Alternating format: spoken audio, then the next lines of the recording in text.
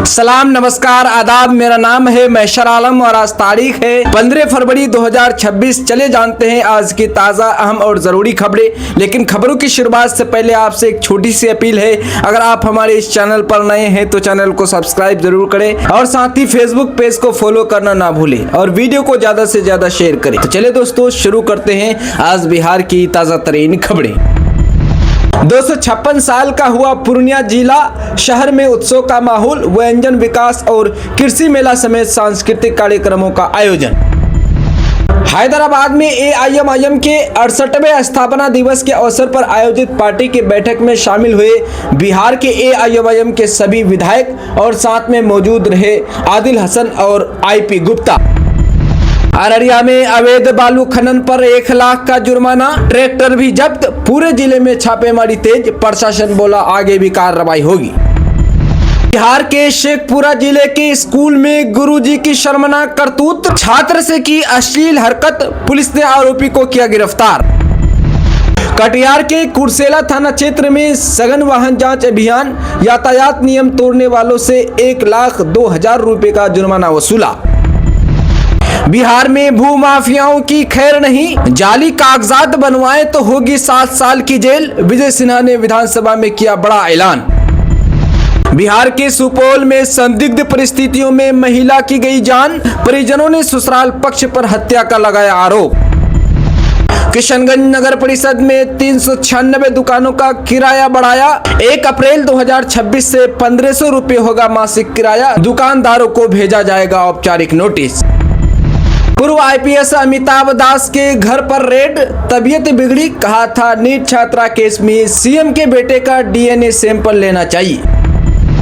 अवेशी के दारुसलाम में आईपी गुप्ता, बिहार के एमएलए का जोरदार भाषण, सहरसा के विधायक आईपी गुप्ता ने कह दिया बिहार में महागठबंधन बगैर अवेशी के नहीं जीत सकते। साथ ही अपना भाषण में अख्तरुल ईमान और अवेशी साहब का तारीफ भी किया। अररिया जिला में मैट्रिक एग्जाम में जूता मोजा पहनकर एंट्री पर रोक, 17 फरवरी से शुरू होगी परीक्षा, 43 केंद्रों पर 30,000 परीक्षार्थी होंगे शामिल। पूर्णिया में ट्रक ने टोटो में मारी टक्कर, पिता पुत्र समेत 3 की मौत, परिवार के 3 सदस्य घायल, तिलक की रस्म पूरी कर घर लौट रहे थे टोटो में। पूर्णिया सांसद पप्पू यादव को जमानत मिलने पर पूर्णिया में सेलिब्रेशन, समर्थकों ने पटाखे फोड़े, आतिशबाजी की, कहा यह सच्चाई की जीत है। कटिहार के हसनगंज में पुलवामा शहीदों को श्रद्धांजलि दी गई। 2019 में 14 फरवरी के दिन हुए आतंकी हमले में 40 जवान हुए थे शहीद।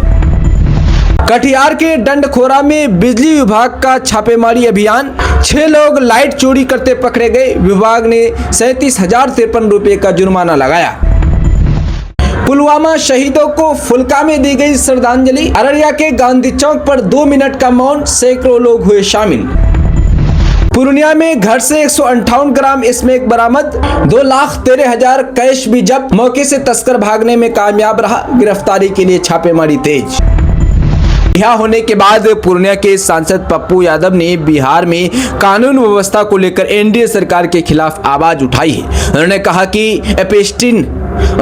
कि एपेस्टिन केवल अमेरिका में नहीं बल्कि पूरे भारत में सक्रिय है। उनका ये भी कहना है कि बिहार से लड़कियां गायब हो रही है, लेकिन इस पर किसी का ध्यान नहीं जा रहा है। पप्पू यादव ने आगे कहा, कुछ नेताओं को छोड़कर सभी पार्टियों के नेता नीट की छात्रा और अन्य लड़कियों की सुरक्षा के मुद्दे पर एकजुट है। एपेस्टिन सिर्फ अमेरिका में नहीं बल्कि पूरे भारत में है। बिहार में 100 से अधिक लड़कियां लापता है, किसी को कोई फर्क नहीं पड़ता, न समाज को न किसी और को। ये मुद्दे विधानसभा में नहीं उठाए जाते हैं। आप एक जाति में अपराधी खोजते हैं, क्या दूसरी जातियों में अपराधी नहीं होते? अपराधी तो अपराधी होता है, जाति का कोई महत्व नहीं होता। मुझे फंसाने या गाली देने से क्या फायदा है? उन्होंने ये भी कहा कि मुद्दों पर सदन में बोलने नहीं दिया जाता, टैरिफ की बात करो तो बोलने नहीं दिया जाता, राहुल गांधी की सदस्यता खत्म कर दो, पप्पू यादव को जान से मार दो, सच बोलने में इतना डर अब लगता है आप न्यायालय के भरोसे ही बच सकते हैं, अन्यथा लड़ने और संघर्ष करने का जज्बा अब खत्म हो गया है। मुझे लगता है कि बिहार में अब अच्छे सच बोलने वाले लोगों के लिए राजनीति में कोई जगह नहीं बची है, लेकिन यह एक गंभीर विषय है और इसके लिए हम स्पीकर से भी मिलेंगे। दोस्तों, कटिहार में पुलिस के ऑपरेशन मुस्कान अभियान को एक बार फिर बड़ी सफलता मिली है। इस अभियान के तहत चोरी या गुम हुए 100 मोबाइल फोन बरामद कर उनके वास्तविक मालिकों को सौंप दिए गए हैं। इन बरामद मोबाइलों की अनुमानित कीमत लगभग 20 लाख रुपए बताई जा रही है। मोबाइल मालिकों को मोबाइल मिलने के बाद उन्होंने बिहार पुलिस को थैंक यू पुलिस बोला है। दोस्तों, पूर्णिया के सरसी थाना क्षेत्र में शुक्रवार 13 फरवरी देर रात एक दर्दनाक सड़क हादसा हुआ। जानकारी के अनुसार टोटो पर 6 लोग सवार थे और वे तिलक की रस्म पूरी कर घर लौट रहे थे। इसी दौरान रघुनाथपुर नहर के समीप एक बेकाबू ट्रक ने टोटो में जोरदार टक्कर मार दी। हादसा इतना भयानक था कि मौके पर ही तीनों लोगों की जान चली गई। 45 वर्षीय जागो ऋषि, उनके बेटे 18 वर्षीय किशन कुमार और महिला रिश्तेदार 40 वर्षीय कंचन देवी शामिल है। वहीं टोटो चालक गुटर सिंह, रिश्तेदार जगन ऋषि और एक अन्य व्यक्ति गंभीर रूप से घायल हो गए हैं। घायलों को तुरंत नजदीकी अस्पताल में भर्ती कराया गया है। परिवार के अनुसार 24 फरवरी को जागो ऋषि की बेटी की शादी थी और तिलक की रस्म पूरी करने के बाद वे लौट रहे थे। दुर्घटना की भयावह और लोगों के चीख पुकार सुनकर आसपास के लोग मौके पर इकट्ठा हो गए। घटना की जानकारी मिलते ही सरसी और धमदाहा थाने की पुलिस मौके पर पहुंची। पुलिस ने शव को कब्जे में लेकर पोस्टमार्टम के लिए जीएमसीएच पूर्णिया भेज दिया है। दोस्तों, बिहार के सहरसा से विधायक आईपी गुप्ता शनिवार को एआईएमआईएम विधायकों के साथ हैदराबाद रवाना हो गए। बताया जा रहा है कि उन्हें ऑल इंडिया मजलिस इत्तेहादुल मुस्लिमीन के प्रमुख असदुद्दीन अवैसी ने बुलाया है। IP Gupta Indian inclusive party के राष्ट्रीय अध्यक्ष और पार्टी के एकमात्र विधायक हैं। उन्होंने आरजेडी और कांग्रेस के साथ महागठबंधन में रहकर बिहार विधानसभा का चुनाव लड़ा था और जीते थे। अब उनकी अवैसी से नजदीकी सियासी गलियारों में चर्चा का विषय बनी हुई है। सहरसा से विधायक गुप्ता ने शनिवार को सोशल मीडिया पोस्ट के जरिए अपने हैदराबाद दौरे की जानकारी दी। उन्होंने कहा कि बिहार चुनाव में जीते एआईएमआईएम के सभी 5 विधायक और बीएमसी चुनाव में जीतकर कॉर्पोरेटर बनने वाले नेताओं को अवैसी ने हैदराबाद बुलाया है। हैदराबाद सांसद उनका सम्मान करेंगी। आईपी गुप्ता ने कहा कि एआईएमआईएम विधायकों के साथ उन्हें भी अवैसी का बुलावा आया है। एआईएमआईएम चीफ उनका भी सम्मान करना चाहते हैं, इसलिए वो अवैसी की पार्टी के प्रदेश अध्यक्ष अख्तरुल ईमान एवं अन्य विधायकों के साथ हैदराबाद जा रहे हैं। सहरसा एमएलए ने कहा कि यह सम्मान सिर्फ आईपी गुप्ता का नहीं बल्कि पूरे बिहार एवं देश के शांति तत्वा का मान सम्मान है। दोस्तों, बिहार के मुख्यमंत्री नीतीश कुमार शनिवार को नालंदा जिले के राजगीर पहुंचे। यहां उन्होंने गुर्दकुट भवन का निरीक्षण किया और वहां की व्यवस्थाओं की जानकारी ली।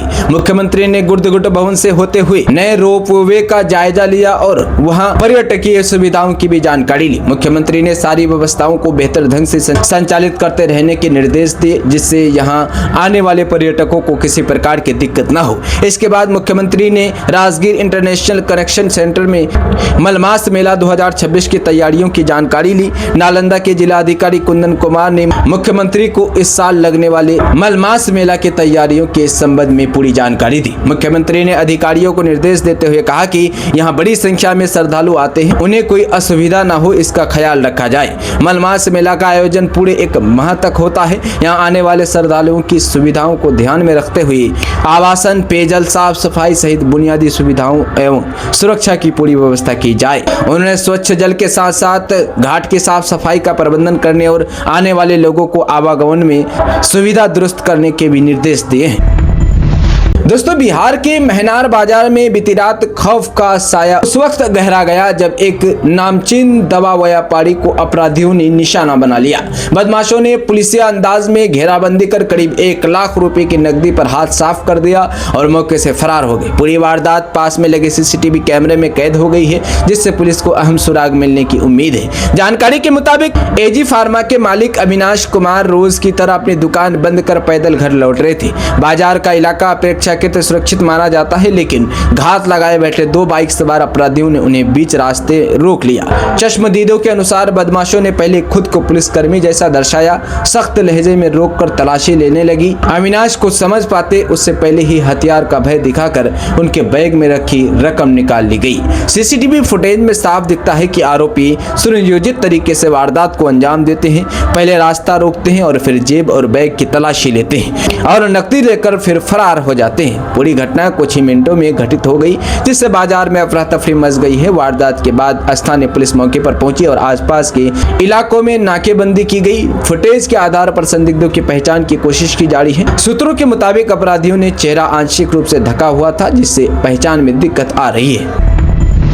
दोस्तों, बिहार में भूगर्भ जल स्तर तेजी से गिर रहा है। एक सरकारी सर्वे और IIT पटना के अध्ययन से ये खुलासा हुआ है। जल संसाधन मंत्री विजय चौधरी ने विधान परिषद में बताया कि 2025 तक राज्य जल संकट की श्रेणी में आ सकता है। उन्होंने दीर्घकालिक जल प्रबंधन, नदी पुनर्जीवन और गंगा जल जैसी योजनाओं पर जोर दिया। साथ ही अंधाधुंध दोहन रोकने की अपील की। विधान परिषद में जल संसाधन मंत्री विजय चौधरी ने जो आंकड़े पेश किए, उन्होंने सबकी नींद उड़ा दी है। IIT पटना और जल संसाधन विभाग के सर्वे से ये साफ हो गया है कि बिहार अब जल के मामले में धनी राज्य नहीं रहा। प्रति व्यक्ति पानी की उपलब्धता इतनी तेजी से गिर रही है कि राज्य वाटर स्ट्रेस की श्रेणी में प्रवेश कर चुका है। कभी बिहार में 600 के करीब नदियां हुआ करती थी, लेकिन आज स्थिति यह है कि सरकार को 340 नदियों को चिन्हित कर उनके पुनर्जीवन के लिए विशेष अभियान चलाना पड़ रहा है। बेलगाम, भूजल दोहन और नदियों के प्रकृति प्रवाह में रुकावट इसके सबसे बड़े दुश्मन बनकर उभरे हैं।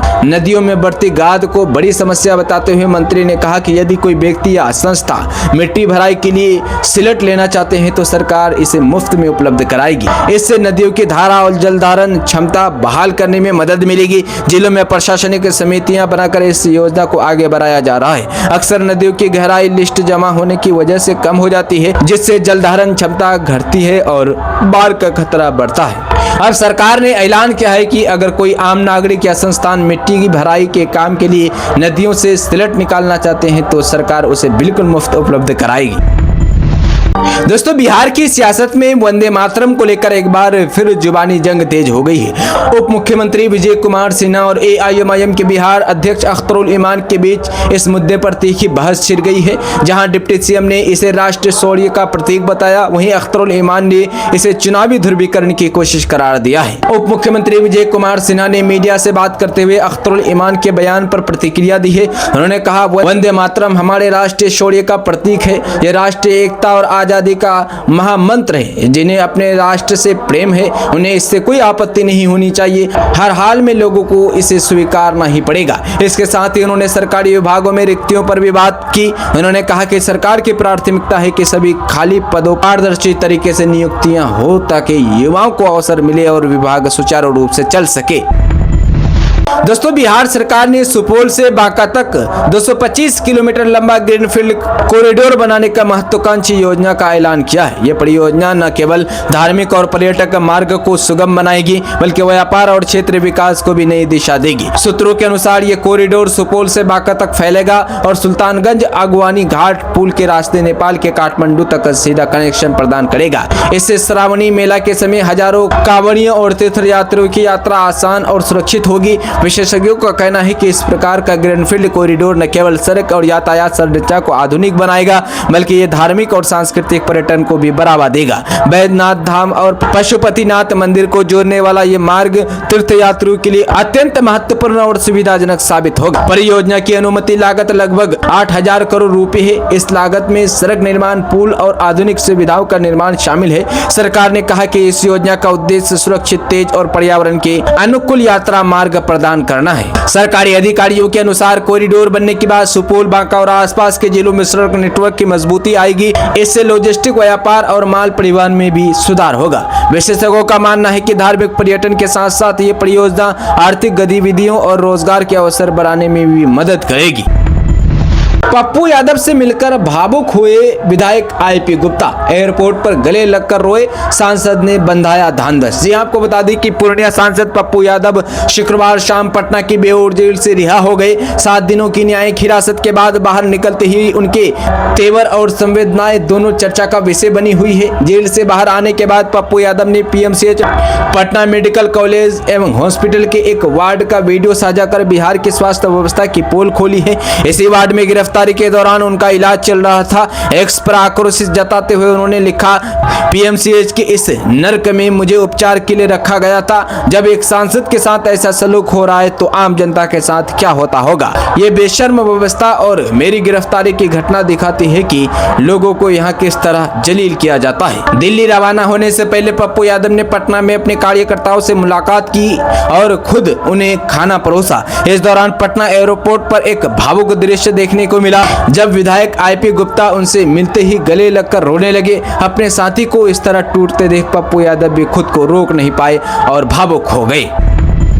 दोस्तों, बिहार बोर्ड की 10वीं और 12वीं की परीक्षाओं को लेकर इस बार नियम और भी कड़े कर दिए गए हैं। एग्जाम सेंटर पर देरी से पहुंचने वाले या जबरदस्ती अंदर घुसने की कोशिश करने वाले छात्राओं के खिलाफ सख्त कार्रवाई होगी। बोर्ड ने साफ कर दिया है कि निर्धारित समय के बाद किसी भी परीक्षार्थी को एंट्री नहीं दी जाएगी। हाल के दिनों में एग्जाम सेंटर्स पर हुई अव्यवस्था और हंगामे को देखते हुए यह फैसला लिया गया है।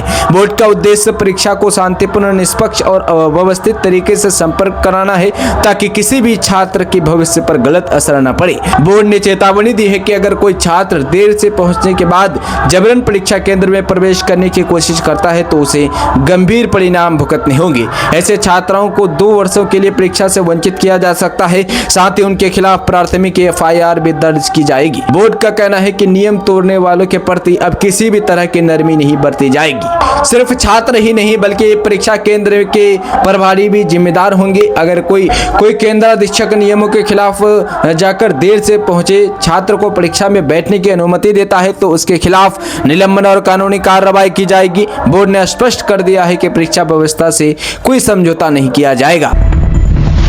दोस्तों, बिहार के मुख्यमंत्री नीतीश कुमार के बेटे निशांत कुमार के राजनीति में आने की चर्चाएं फिर से तेज हो गई है। बिहार के गयाजी में निशांत कुमार के स्वागत में लगे बड़े बड़े पोस्टर से इसका संकेत मिला है। अब राजनीतिक हलकों में चर्चा है कि होली के बाद निशांत कुमार सक्रिय राजनीति में आने को लेकर कोई बड़ा फैसला ले सकता है। दरअसल निशांत कुमार शनिवार को गयाजी दौरे पर पहुंचे। उनके स्वागत में जेडीयू नेताओं की ओर से गयाजी में जगह जगह बड़े बड़े पोस्टर लगाए गए थे और पार्टी नेताओं कार्यकर्ताओं में उत्साह देखने को मिला।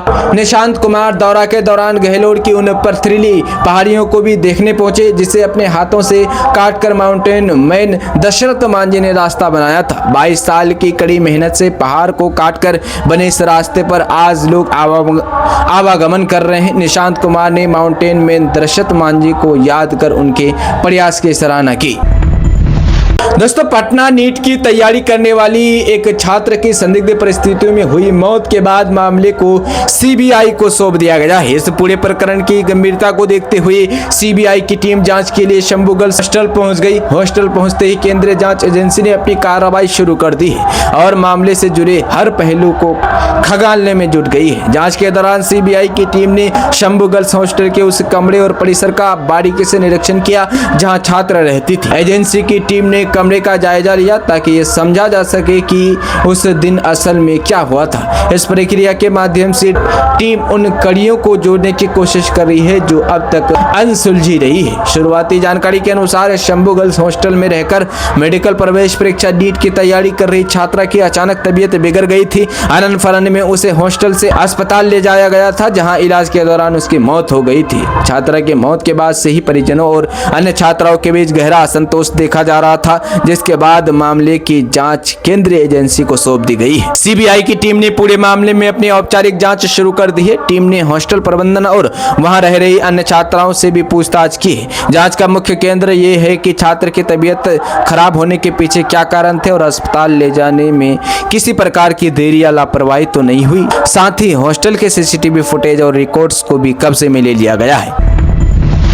दोस्तों, किशनगंज के सदर क्षेत्र स्थित खगरा मेला से एक युवक लापता हो गया है। युवक की पहचान 36 वर्षीय इल्ताफ के रूप में हुई है, जो पश्चिम बंगाल के ग्वालपोखर थाना क्षेत्र के तुतपोखर का निवासी है। उसके लापता होने की सूचना सदर थाना में दर्ज कराई गई है। दर्ज प्राथमिकी के अनुसार इल्ताफ 11 फरवरी को अपने 3 दोस्तों के साथ खगरा मेला घूमने आया था। मेला घूमने के बाद सभी दोस्त अपने घर जाने के लिए बाइक स्टैंड पहुंचे। इसी दौरान इल्ताफ दोबारा मेला घूमने चला गया और उसके बाद उसका दोबारा पता नहीं चला।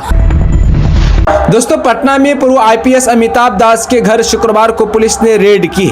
चित्रगुप्त नगर थाने की पुलिस उनके पाटलिपुत्र कॉलोनी स्थित पटना स्काइज अपार्टमेंट में छापेमारी की। इस बीच अमिताभ दास की तबीयत बिगड़ गई। उसके बाद उन्हें रुबन हॉस्पिटल में भर्ती कराया गया है। पुलिस ने छापेमारी के दौरान अमिताभ दास का मोबाइल, टैब और अशोक स्तंभ लगा लेटर जब्त किया है। पुलिस अधिकारियों ने बताया कि तलाशी के दौरान अमिताभ दास की तबीयत बिगड़ गई। इसके बाद उन्हें पटना के रुबन हॉस्पिटल में भर्ती कराया गया है। फिलहाल उनकी गिरफ्तारी नहीं हुई है। इस दौरान मीडिया से बातचीत में उन्होंने कहा कि मुख्यमंत्री नीतीश कुमार के बेटे निशांत कुमार को बचाने के लिए मुझे अरेस्ट करने की प्लानिंग की गई है। मेरी हत्या की कोशिश की जा रही है। अमिताभ दास हाथ में एक तस्वीर लिए थे जिसमें वो मोकामा विधायक अनंत सिंह और सीएम नीतीश कुमार हैं। नीतीश कुमार अपने दोनों हाथ जोड़कर अनंत सिंह को प्रणाम कर रहे हैं। बता दें कि अमिताभ दास ने पिछले दिनों सोशल मीडिया पर भ्रामक और उत्तेजक पोस्ट डालने के मामले में एफआईआर दर्ज की गई है। मामला चित्रगुप्त नगर थाना क्षेत्र के शंभू गर्ल्स हॉस्टल में नीट छात्रा के रेप मौत केस से जुड़ा है। 3 थानों की पुलिस उनके आवास पर तलाशी और छापेमारी की है। दोस्तों, पूर्णिया में 14 फरवरी 2026 को जिले का 256वां स्थापना दिवस और पूर्णिया महोत्सव 2026 हर्षोल्लास के साथ मनाया गया। इस अवसर पर जिला प्रशासन की तरफ से प्रेक्षागृह सह आर्ट गैलरी में मुख्य कार्यक्रम का आयोजन किया गया। कार्यक्रम में विभिन्न सरकारी योजनाओं का प्रचार प्रसार किया गया और योग्य लाभुकों को लाभान्वित किया गया। इस दौरान खाद्य उपभोक्ता एवं संरक्षण मंत्री श्री लेशी सिंह ने सामाजिक सुरक्षा एवं दिव्यांगजन सशक्तिकरण कोषांग पूर्णिया द्वारा लगाए गए स्टॉल पर विभिन्न योजनाओं के योग्य लाभुकों को चेक और ट्रायल साइकिल की चाबियां सौंपी। मुख्यमंत्री अंतर्जातीय विवाह प्रोत्साहन अनुदान योजना के तहत मनोहर लाल और नुपुर कुमार नामक विवाहिता दंपति को 1 लाख रुपए के सावधि जमा प्रमाण पत्र फिक्स्ड डिपॉजिट का डमी प्रदान किया गया। मुख्यमंत्री उज्ज्वल दृष्टि योजना के तहत बुनियाद केंद्र पूर्णिया से 50 वर्ष या उससे अधिक आयु वर्ग के 5 वृद्धजनों को निःशुल्क चश्मे वितरित किए गए। इनमें दयानंद यादव, अनीता देवी, मोहम्मद रिजुल अहमद, अजय मंडल और श्यामलाल मंडल शामिल थे।